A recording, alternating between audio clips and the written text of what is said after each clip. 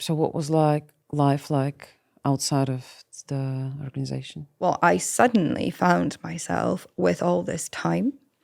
So I used to go to meetings on a Sunday, on a Thursday night, on a Tuesday evening, and then you would prepare for the meetings and do study in between times.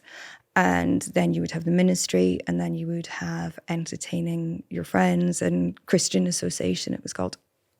Suddenly there was none of that. And I didn't have a clue what to do with free time. I'd always been like programmed to fill my time full and to be busy. And suddenly it was just all gone. I also didn't have a clue who I was. I didn't know what I liked. All of my identity was built around my belief system. I didn't even really know what I liked to eat.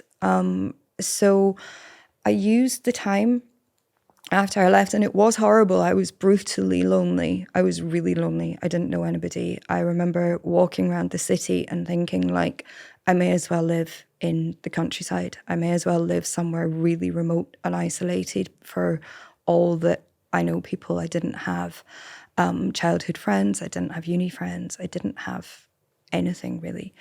But I used the time. I began to basically kind of binge on culture. I think I realized that culture was going to be my way into getting to know people, because that's basically the language we all speak. So I would just go and see anything at the cinema. I didn't care. I'd gone from sitting in the cinema terrified that there would be a sex scene and I would have to walk out because that's what you're meant to do, which is so embarrassing.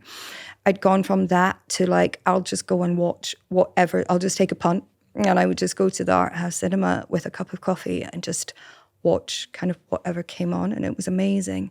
Suddenly able to watch whatever I wanted on TV. I would go to the secondhand bookshop. And whereas in the past I was worried about buying things secondhand because I was warned that there might be demons in them, and demons would get into the house and then would, I don't know, do demonic things to me. I could suddenly buy secondhand books and I could read whatever books I wanted.